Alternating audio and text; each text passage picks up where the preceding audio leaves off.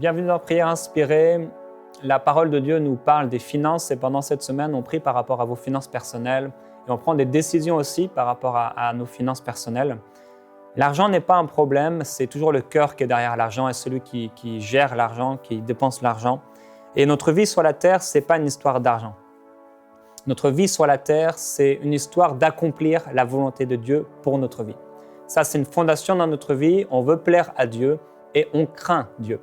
La crainte de Dieu, ça doit être dans notre vie. Ça doit se trouver dans votre vie. Vous devez craindre Dieu. Ça veut dire que vous faites toujours attention à vivre votre vie en désirant, en cherchant le regard favorable de Dieu. Comme un enfant qui craint son père. Normalement, quand la relation est bonne, il n'a pas peur de son père. Il n'a pas peur d'être frappé par son père. Il sait que son père n'est pas injuste. Mais il y a une crainte. Ça veut dire qu'il fait attention à ne pas faire certaines choses et il fait attention à bien faire d'autres choses. Vous savez, ma fille, je n'ai pas besoin de lui demander de me dire « je t'aime » parce qu'elle-même, notre relation est très très bonne. Et chaque jour, je lui dis « je t'aime ma chérie, je t'aime ma fille ». Et elle me dit aussi « je t'aime papa ». Et des fois, c'est elle-même et elle vient toute seule. Et des fois, on se dit « je t'aime » ensemble. Vous savez, c'est ça l'amour entre un père et une fille, entre un père et un enfant. Et c'est pareil avec les mamans. Et Dieu nous aime d'un amour extraordinaire. Et ça, c'est une chose qu'on doit rappeler dans cette semaine de prière par rapport aux finances, c'est que Dieu nous aime comme un papa. Il nous aime tellement. Dieu vous aime tellement. Et si notre papa d'amour a tellement d'argent, et il en a plein d'argent, plein, l'or et l'argent lui appartient. Alors, normalement, cet argent devrait couler sur nous, nos besoins devraient être pourvus. Il y a plusieurs ennemis de l'abondance, il y a plusieurs ennemis de la provision ou de la prospérité dans nos vies. Et aujourd'hui, on va voir plusieurs de ces ennemis qui, dans nos vies, nous empêchent de prospérer. Mais c'est important de savoir que notre papa d'amour nous aime. Il nous aime tellement. Et parce qu'il nous aime, on le craint. On désire que son regard favorable se porte sur nous comme une petite fille qui a, pendant plusieurs mois, travaillé une danse, par exemple, pour son papa ou un spectacle. Et elle travaille et travaille. Elle a hâte au jour où elle va pouvoir présenter ce spectacle devant ses parents. Et elle est toute fière. Et pendant qu'elle fait ce spectacle, même si elle doit se concentrer, son regard se porte vers sur son père ou vers sa mère pour voir est-ce que mon papa, ma maman vont me regarder. Parce qu'elle désire leur approbation. Et on devrait désirer au plus profond de notre cœur l'approbation de Dieu et se rappeler qu'il est bon. Alors la crainte de Dieu, c'est un élément indispensable. Notre vision de l'argent, on en a déjà parlé assez brièvement, mais quand même des points importants. La valeur de l'argent à nos yeux aussi, l'argent a une valeur différente selon les gens. 5 € pour quelqu'un, c'est toujours 5 € dans la poche d'un autre, mais par contre, ça ne va pas produire le même effet. Il y a une personne qui peut avoir 500 € dans sa poche, ou 500 000 francs CFA, ou 500 $ dans sa poche. Et cette personne-là va éprouver de la peur, va tout faire pour le cacher le plus rapidement possible. Il a l'impression que tous les regards sont portés sur lui parce qu'il a ses 500 € dans sa poche. Il y en a un autre, il a ses 500 €. Pourtant, il peut être dans les mêmes besoins, mais il peut marcher tranquillement dans la ville sans aucun souci. La valeur de l'argent n'a pas la même valeur pour tout le monde. Il y en a qui vont se baisser pour peut-être 10 centimes par terre et il y en a qui vont passer devant les 10 centimes et qui ne s'arrêteront pas. Pourtant, c'est la même valeur selon le monde, mais ce n'est pas la même valeur selon le cœur des uns et des autres. L'argent n'est pas la solution à tout et l'argent, comme on l'a dit avant-hier, ne devrait pas nous empêcher ou en tout cas nous diriger. Et l'argent ne devrait pas nous empêcher de servir Dieu ou de ne pas le servir. L'argent ne devrait pas nous empêcher d'obéir à Dieu. L'argent dans notre vie nous amène parfois à faire des choses. Et qu'êtes-vous prêt à faire pour l'argent? Posez-vous la question, est-ce que vous êtes prêt à manipuler? Est-ce que vous êtes prêt à mentir? Est-ce que vous êtes prêt à tricher? Est-ce que vous êtes prêt à voler pour obtenir de l'argent? C'est des questions qu'on doit se poser. Si on trouve que ça résonne en nous, alors c'est qu'il y a un souci et ça devrait être assaini. Comment on parle de l'argent? Est-ce qu'on parle souvent de l'argent? Est-ce qu'on convoite régulièrement les biens des autres? C'est aussi des questions qu'on devrait se poser. Et si la réponse est oui, alors on devrait régler ces situations. Donc, il y a des répulsifs, ce que j'ai appelé des répulsifs de la prospérité. Des choses qui vont nous empêcher de prospérer comme Dieu le voudrait. Et une de ces choses, c'est l'inquiétude. un des répulsifs, ça veut dire quelque chose qui va empêcher la prospérité de nous atteindre, ce sont les inquiétudes. Les inquiétudes, Jésus en parle, il parle des inquiétudes et il dit que ne vous inquiétez pas en disant. L'inquiétude va toujours se manifester par les paroles qui sortent de notre bouche. Si vous vous écoutez un peu, il y a des paroles qui sortent de votre bouche par rapport à l'argent et ça, c'est l'inquiétude. Et l'inquiétude, c'est quelque chose qui vient avec la peur et la peur est un instrument de manipulation satanique. C'est un instrument vraiment que le diable utilise, juste un sentiment qu'il utilise pour empêcher les gens de faire des choses ou d'atteindre des choses ou des positions. Par exemple, Dieu, il dit qu'il pourvoit nos besoins. Et il nous parle de sa paix. Mais l'inquiétude, ce sentiment d'inquiétude ou de peur vient et on commence à imaginer que demain, on n'aura plus rien, qu'on va tout perdre, etc. Ça, c'est la peur. Et je vous encourage à vraiment bannir l'inquiétude de votre vie personnelle. Et dans cette peur, on voit par exemple dans un passage dans Marc au chapitre 4 au verset 38, les disciples là sont là, Jésus lui, il dort tranquillement. Ils viennent le voir et il dit « Mais ne t'inquiètes-tu pas de ce que nous périssons, donc ne t'inquiètes-tu pas de ce que nous sommes en train de mourir ?» Ça, la peur, ça amène l'extrapolation. On extrapole des situations, même s'il y avait effectivement des dangers ici. Mais la peur, c'est un symbole ici, va nous faire exagérer. La peur aussi, ça va avec l'inquiétude. L'inquiétude va avec l'agitation. Un autre passage, un autre symbole, on voit Marthe et Marie. Jésus va dire « Mais tu t'inquiètes et tu t'agites pour beaucoup de choses. » Quand on est inquiet, ça va se manifester par de l'agitation. On cherche, on court à droite et à gauche pour avoir un peu d'argent, pour avoir une petite aide, parce qu'on a peur, on est inquiet. On se creuse la tête, on voit l'argent sur notre compte bancaire qui diminue, on arrive le 10 du mois, le 15 du mois, le 15 il reste 200, le 20 il reste 50, on se dit mais comment je vais faire, il reste 10 jours et il me reste que 50, il me reste que 10. Et ça amène de l'agitation. On est troublé dans nos pensées, on n'arrive peut-être plus à dormir, on commence à penser, à réfléchir, à raisonner. Peut-être ça amène des disputes dans le couple, mais jamais le manque, l'argent ne devrait changer notre caractère et notre joie. Ça, c'est une décision qu'on a prise ensemble et j'espère que vous l'avez prise, que l'argent ne vous dirigera pas. Ni votre joie, ni votre caractère, ni vos décisions pour le Seigneur, ni votre service pour lui. Que l'argent ne nous dirige pas. Donc, l'agitation. Quand vous êtes agité par rapport à l'argent, ça veut dire que vous vous inquiétez. Il y a d'autres attitudes. Dans Philippiens, la parole de Dieu nous dit « Ne vous inquiétez de rien, mais en toute chose, faites connaître à Dieu vos besoins par des prières, des supplications, etc. » Donc, c'est un commandement que le Seigneur nous donne. Ne vous inquiétez pas par rapport à l'argent. Aujourd'hui, vous devez vous décider de ne pas vous inquiéter. C'est une décision de votre cœur. Je ne m'inquiéterai pas. Donc ça, c'est un répulsif de l'abondance parce que l'abondance, quand elle veut s'approcher de nous, si on s'inquiète, elle part automatiquement. Vous savez, c'est comme les chats, par exemple, certains animaux, ils peuvent s'approcher de vous tranquillement, ils regardent, ils sont vigilants, ils font attention et ils s'approchent de vous. Et si vous commencez à faire un bruit sec, ils partent immédiatement. C'est un peu pareil avec l'abondance. Elle veut s'approcher de nous. Dieu a dit « J'ordonnerai à la bénédiction d'être avec toi ». Donc, il a parlé, il ordonne à la bénédiction d'être avec nous. Mais si on s'inquiète, ça s'en va. Ça, c'est un des répulsifs. Il y a aussi l'amour de l'argent, on en a parlé, ça va nous empêcher de prospérer. Il y a l'orgueil, quelqu'un qui commence à prospérer, il s'achète sa maison, après il s'achète sa voiture, il commence à faire certaines choses, et là, il commence à mépriser les autres. Il commence à mépriser les gens qui étaient comme lui auparavant. Ça, c'est l'orgueil, et Dieu ne peut pas bénir de telles personnes. Et si vous êtes ce genre de personne, alors vous devez vraiment vous humilier devant Dieu. L'égoïsme aussi. L'égoïsme, c'est quelque chose dont on a besoin de parler. Dans 2 Timothée, au chapitre 3, au verset 1, l'apôtre Paul, il dit « Sache que dans les derniers temps, il arrivera des moments, des temps difficiles, et les hommes seront égoïstes, amis de l'argent. » L'égoïsme, c'est quelque chose, si c'est en nous, ça doit sortir de nous. Rappelez-vous, Jésus dit « C'est pas ce qui rentre en l'homme, mais c'est ce qu'il y a en l'homme qui souille toute la vie de l'homme. » Et je prie que pendant cette semaine, toute votre vie soit assainie. Non seulement la vie financière, mais votre cœur soit purifié, assaini par le sel du Saint-Esprit et par l'eau qui lave de la parole de Dieu. Alors il dit, il y a un temps où les gens seront égoïstes, ils seront amis de l'argent. Jacques dira, mais d'où viennent les querelles et les luttes qu'il y a parmi vous? Est-ce que ce n'est pas parce que vous êtes en train de convoiter, vous ne possédez pas? Parce que vous êtes meurtrier et envieux et que vous n'avez pas.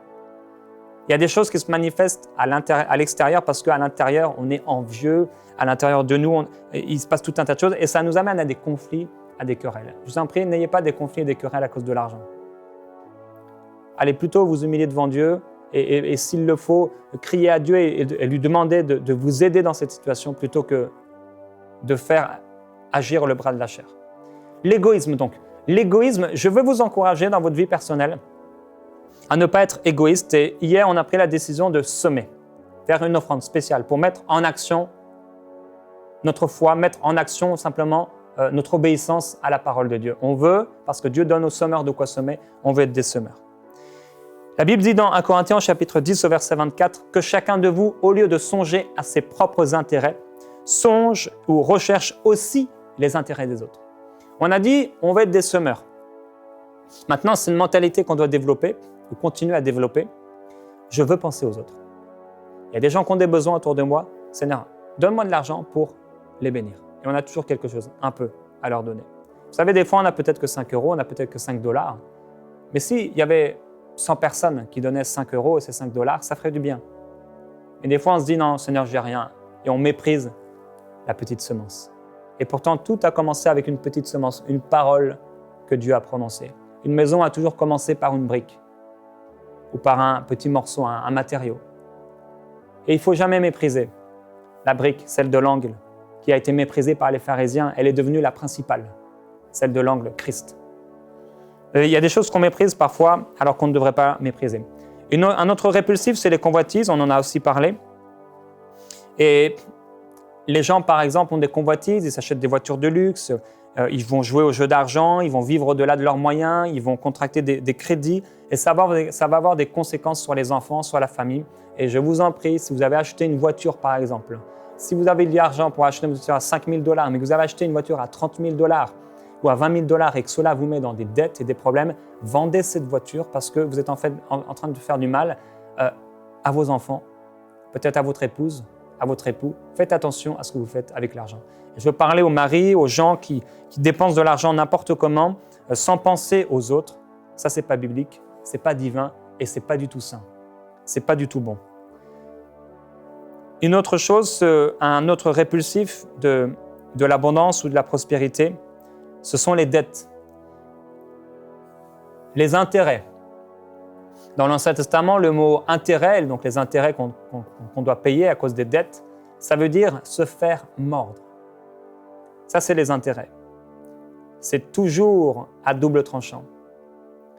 Ça peut être très dangereux, comme ça peut aider certaines personnes, non pas les intérêts, mais les crédits, pour entrer dans une certaine situation. Et la Bible dit « Ne vous devez rien les uns aux autres, si ce n'est de vous aimer les uns les autres. » Et on parlera demain particulièrement des dettes et du budget aussi, et plusieurs conseils par rapport à ça, mais on doit prier maintenant, passer du temps à prier. C'est vraiment important qu'on puisse prier ensemble par rapport à ces répulsifs, ces choses qui nous empêchent de prospérer alors que Dieu voudrait et que Dieu veut prospérer dans notre vie. On a parlé d'une chose, c'est le manque de crainte pour Dieu. Vous devez craindre Dieu. On a dit que la vie sur la terre, ce n'est pas une question d'argent, c'est une question d'accomplir la volonté de Dieu. Et on ne peut pas parler de finances, on ne peut pas parler d'abondance ou d'assainissement financier si on ne parle pas avant tout du but de notre vie. Rappelez-vous, il y a cet homme qui a dit « Mon âme, tu as beaucoup de biens. Réjouis-toi maintenant. » Et Dieu lui a dit « Tu ne sais pas, insensé, cet humain, ton âme te sera redemandée. » Alors, Dieu vous pose une question et vous devez vous poser cette question pour vous-même. Quel est le but sincère, réel de votre vie? Je sais que la majorité vont dire « Moi, mon but, c'est de vivre pour le Seigneur. Mon but, c'est d'aimer Dieu, etc. » Mais dans le concret de votre vie et par rapport à votre argent, quel est le but de votre argent sur la terre? Ce n'est pas mauvais de dire, moi, un des buts de mon argent, c'est de pourvoir aux besoins de ma famille. C'est très bon, puisque Dieu veut pourvoir à nos besoins, lui notre Père. Mais est-ce que c'est seulement ça? Parce que ça, c'est juste égoïste. Il dit dans les derniers temps, les gens seront égoïstes, amis de l'argent. Prenons aujourd'hui la décision de ne pas être égoïste. On peut se présenter auprès de Dieu et lui dire, Père, merci pour ton amour. Merci pour ta parole qui vient nous enseigner à renoncer aux choses mauvaises. Et Père, alors qu'on est dans cette dernière génération, on ne veut pas être égoïste. On ne veut pas aimer l'argent. Mais on veut se revêtir de ton caractère. Que ton caractère se forme en nous, ton caractère de généreux. Ta générosité. Frères et sœurs, aujourd'hui, avant-hier, on a pris une décision. On ne serait pas dirigé par l'argent de toute notre vie. Hier, on a pris la décision de devenir des semeurs. Aujourd'hui, prenons une troisième décision. Décidons d'être des personnes généreuses. On peut être un semeur et pas être généreux. On sème dans notre champ, mais on ne va jamais semer dans le champ du voisin, parce que tout est pour nous. La générosité va nous aider à semer, des fois plus dans notre propre champ, mais aussi dans le champ des autres. Je parle maintenant aux pères de famille. Et dans ce temps de prière, parce que c'est ça la prière aussi, c'est écouter Dieu, écouter sa parole et prendre des décisions intérieures. Si tu as mis ta famille dans des problèmes financiers parce que tu as joué au jeu d'argent, parce que tu as voulu toujours les meilleurs habits ou la meilleure voiture, tu t'es mis dans des problèmes et tu as mis ta famille dans des problèmes. Si tu as de l'argent, mais cet argent, tu l'utilises pour toi alors que tes enfants ou ton épouse, tu ne les bénis pas avec, Dieu ne peut pas approuver tes faits et tes actions. Et prends la décision maintenant de changer ça. Je veux parler aux gens aussi qui dépensent l'argent dans le péché. Tu dépenses l'argent dans des cigarettes, dans de la drogue, dans de l'alcool. Tu dépenses de l'argent dans toutes sortes de loisirs qui sont mauvais pour toi. Tu dépenses de l'argent parce que tu t'achètes tout le temps des films ou tout le temps des jeux vidéo, des choses que tu perds de l'argent. Tu prends des crédits pour des télévisions, pour toutes sortes d'achats, etc. Parce qu'il y a quelque chose à l'intérieur de toi qui n'est pas bon. Peut-être tu as vécu le manque dans ton enfance et tu as toujours le sentiment de devoir acheter. Prends une décision maintenant dans la prière. De ne plus être comme ça. Prends la décision que cet argent que Dieu a mis dans tes mains, tu ne vas pas prendre l'argent de Dieu pour t'acheter des cigarettes. Tu ne vas pas prendre l'argent de Dieu pour jouer à des jeux d'argent. Tu ne vas pas prendre l'argent de Dieu pour faire n'importe quoi avec et pour faire du mal à toi et à ta famille. Certaines personnes prennent de l'argent. J'ai entendu une histoire dernièrement. Il a pris de l'argent du foyer, pour aller avec une fille dans un hôtel. Bon, c'était des incroyants. Mais même dans l'église, il arrive ce genre de choses. On prend l'argent de Dieu ou du foyer pour faire n'importe quoi avec. Disons, Père, que l'argent dans mes mains soit toujours approuvé par toi, que son utilisation soit toujours approuvée par toi. Père, je prie maintenant. Priez avec moi, vous pouvez répéter cette parole. Père, je prie que l'argent que tu mets dans mes mains soit toujours une source de bienfait. Que ton argent, que ton or, l'or et l'argent sont à toi. Lorsque tu le mets dans mes mains, je prie que cela soit toujours agréable à toi, que l'utilisation que j'en fais soit toujours agréable à toi. Je décide aujourd'hui d'être une personne généreuse. Comme tu es généreux, comme tu répands avec abondance tes bienfaits, tu répands avec abondance le Saint-Esprit. Tu répands avec abondance la pluie. Tu donnes avec abondance le soleil. Tu nous as abondamment couverts d'un ciel. Tu as mis sous nos pieds avec abondance une terre. Tu as donné la mer et les eaux avec abondance. Tu as dit qu'avec abondance, les êtres vivants se multiplient sur la terre. Tu as dit avec abondance, multipliez-vous, remplissez la terre. Tu as avec abondance mis les étoiles dans le ciel. Avec abondance, tu as donné tes bienfaits. Avec abondance, tu t'es donné sur la croix, Seigneur Jésus-Christ. Ton sang s'est abondamment répandu pour le pardon d'un grand nombre de péchés. Tu nous aimes d'un amour abondant. De la même façon, je choisis aujourd'hui d'être une personne généreuse. C'est une décision que je prends dans mon cœur maintenant. Et je me décide devant Dieu, devant tout être spirituel, devant les hommes, devant les circonstances et devant ma situation financière.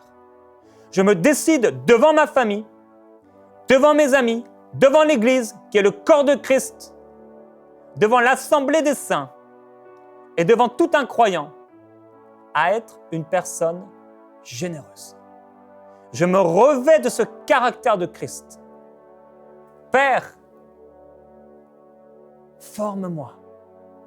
Aide-moi, s'il te plaît, alors que j'ai pris cette décision, à former ce caractère de générosité en moi, parce que je réalise que sans toi, je tomberai petit à petit dans l'égoïsme ou dans un déséquilibre. Aide-moi à être une personne généreuse, s'il te plaît, par ta force, par ta puissance, par ta sagesse inégalable. Aide-moi, Seigneur.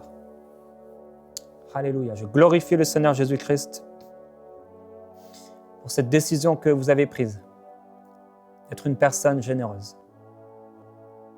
Maintenant, il y a quelque chose que vous devez extraire de votre vie, c'est l'inquiétude. On a parlé des inquiétudes. Et c'est une quatrième décision que j'aimerais que vous puissiez prendre, de ne plus vous inquiéter. Vous savez, il peut y avoir les mêmes circonstances. Ce n'est pas parce que c'est la guerre à l'extérieur que ça devrait l'être à l'intérieur. Et en fait, quand c'est la paix à l'intérieur, ça devrait se manifester au bout d'un moment en paix à l'extérieur. C'est peut-être la guerre sur votre compte bancaire. C'est peut-être la guerre dans votre travail. C'est peut-être la guerre dans votre frigo. C'est peut-être la guerre dans vos finances. Mais prenez la décision de ne pas être inquiet. Vous n'avez peut-être pas de quoi vêtir vos enfants. Ce n'est pas la volonté de Dieu. Parce que Jésus nous montre très clairement, ne cherchez pas les choses que le monde cherche. Ne vous inquiétez pas pour ces choses-là parce que le Père prend soin de vous. Choisissez maintenant de ne pas vous inquiéter dans ce temps de prière. Et on peut, si vous voulez, faire cette prière ensemble. Père Céleste, je décide aujourd'hui de ne plus m'inquiéter à cause de l'argent. Ma paix se trouve en toi et je place toute ma confiance en toi. Et Père, je prie maintenant au nom de Jésus-Christ, afin que tous mes besoins soient pourvus. Je ne sais pas comment tu vas le faire. Je ne sais pas d'où viendra l'argent. Mais je sais une chose, l'or et l'argent sont à toi. Et je suis à toi. Et à nouveau, je place ma vie dans tes mains, parce que je sais que si ma vie est dans tes mains, ma vie est bénie. Père, merci parce que je crois maintenant que tu pourvois à tous mes besoins. Je déclare que ce besoin est pourvu. Au nom de Jésus-Christ. Amen. Je veux prier pour ceux qui ont des gros problèmes financiers, des dettes depuis des années. Je prie pour des miracles surnaturels. Père, je prie pour ce frère, cette sœur, un miracle extraordinaire. L'or et l'argent sont à toi. Alors Père, donne-leur. Je prie que il y ait des contrats, des choses, des alliances qui soient faites ou défaites, qu'il y ait l'abondance dans leur vie. Seigneur, merci parce que tu as dit dans ta parole que tu ne permettras pas que nous soyons tentés ou éprouvés au-delà de nos forces. Tu nous montres que la tentation ne vient pas de toi, mais l'épreuve, elle, vient de toi. Qu'il ressorte de ces épreuves en sachant que l'homme ne se nourrira pas seulement de pain, mais de toute ta parole. Seigneur, merci. Gloire à Jésus-Christ. Gloire à Dieu. Enlevez l'orgueil, enlevez l'égoïsme, enlevez les convoitises, que toutes ces choses puissent sortir de nous, parce que lorsqu'elles n'y seront plus, on verra d'une façon beaucoup plus claire. Je prie que la gloire du Seigneur Jésus-Christ couvre toute votre vie et que la gloire du Seigneur couvre votre situation financière. La gloire de Dieu au ciel, c'est très spécial, mais on réalise que la Nouvelle Jérusalem, les routes sont pavées d'or. On voit que Dieu aime l'or et l'argent. Ce n'est pas l'amour de l'argent avec les convoitises, mais Dieu aime l'or et l'argent, c'est à lui. Et ce n'est pas sale, mais c'est beau. Et je prie que cette gloire de Dieu qui amène l'or et qui amène l'argent, qui amène l'abondance et la bénédiction, que cette gloire de Dieu touche votre vie. Recevez par la foi ces paroles, parce que lorsque vous écoutez avec foi, c'est là que vous recevez. Si vous écoutez juste pour avoir une information dans votre tête, vous ne pourrez pas recevoir. Et prenez ce temps pour un temps de bénédiction. Je déclare sur vous la gloire du Seigneur Jésus-Christ. Je déclare sur vous que vous êtes pourvus dans tous vos besoins avec la richesse de Christ, avec la gloire de Dieu. Je déclare que Dieu vous donne avec abondance, pour votre plus grand plaisir, tout ce dont vous avez besoin pour vivre sur cette terre et pour accomplir la volonté de Dieu. Je déclare que vous êtes abondamment pourvus, bien au-delà même de vos besoins personnels, afin que vous ayez encore au-delà pour toute bonne œuvre. Je déclare que vous êtes des semeurs et que vous semez à droite et à gauche, et alors que vous semez, alors que vous mettez la maison de Dieu et vos intérêts dans la maison de Dieu et dans le royaume de Dieu, Dieu vous donne toujours plus, toujours plus, toujours plus, alors que vous semez non seulement dans votre champ, mais dans le champ des autres. Dieu arrose votre champ et il arrose votre vie. Vous êtes bénis au nom de Jésus-Christ et vos finances sont bénies à cause de Christ. Envoyez-nous vos sujets de prière à prière@enseigne-moi.com.